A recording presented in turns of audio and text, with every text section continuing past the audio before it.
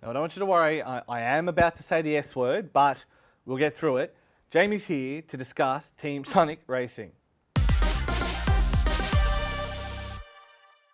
After 7 long years, we finally have a new racing game with Sega and Sumo Digital and Sonic, but it's not a sequel to All-Stars Racing Transformed. What we get is Team Sonic Racing, a kart racing game which puts a bigger emphasis on teamwork than ever before. And it's maybe the most interesting thing about it. You see, in this game, if you can lead the race, you can win a race individually, but if your teammates fall too far behind, technically means you don't win, because the game places a huge emphasis on teamwork. Wherein, say, if you're the leader in your team, you actually act as a boost to your other team members. If you have an item you don't want to use, you can throw it back to your other team members. Like, again, it's a lot of really, really smart and interesting ideas for a racing game. But the problem is that the game doesn't really support this. The track design is just kind of there. The story mode is kind of pretty basic and uninteresting. The fact that it's all Sonic look, it's honestly a bit of a disappointment, but look, I get where they're going from. It doesn't really work if you did with all Sega characters. Honestly, the biggest one with the game is that it has a really lofty goal and a really interesting mechanic.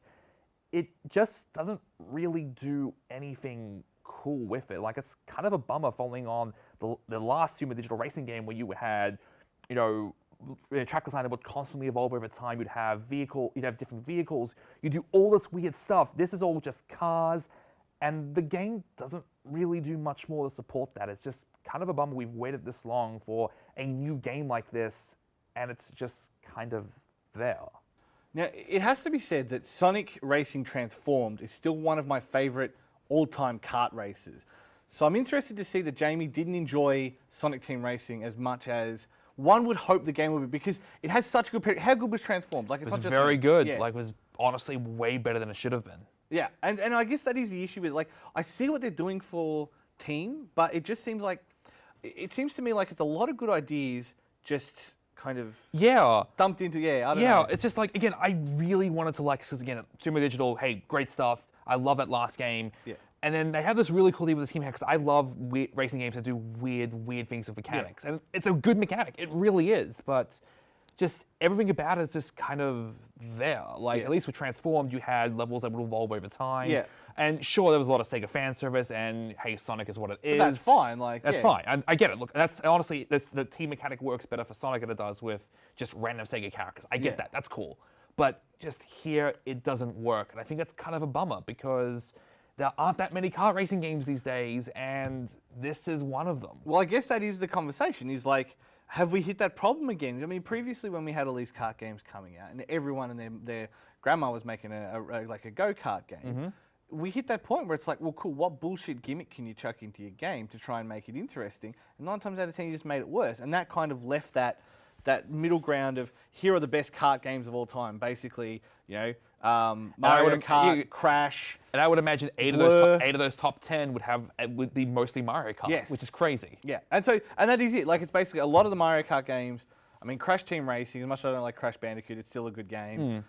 Blur. Sonic Transformed. Yes. Like, you know, like there were only it is that thing of, you got to watch that your gimmick doesn't become just a gimmick. I mean, the reason why I kind of approached this genre a little bit differently, a little bit more, because they're arcade games. Yeah. Like, you don't see many arcade racing games these days where even games like Forza Horizon, which are ostensibly meant to be arcadey, they still have semi-real. They're semi-pro. There's still a semi-basis in realism. So it's like, it's kind of great that we have this and had the fact that we're getting a new Crash game. A remake of Crash Team Racing, sure. But it's still a new Crash game. Yeah, and that was the thing. Like, I mean, in the heyday of the arcades, I mean, you know, you had the San Francisco Rush, Cruising USA, like all these different fun style games that do it. And you still have some of them now, Fast and Furious, blah, blah, blah. But you can't really transit that across into AAA development because the genre's gone so far beyond. If you were to release a game like that, people would say, well, why would I buy this over a Forza Horizon? I mean, that's what Blur was. Like, hey, here's Blur, you know, here's a game with, you know, realistic, with real cars. And mostly real tracks, but also you've got items. Yeah, it's basically Mario Kart. It was advertised as growing up Mario Kart. It's like, okay, that's dumb. I think it's really stupid, but it was a great racing game. It was fantastic. And nobody bought it. Yes, and that is the saddest story, because that was Crystal Dynamics, wasn't it? That was Bizarre Creations. Bizarre Creations, that's Rest in peace.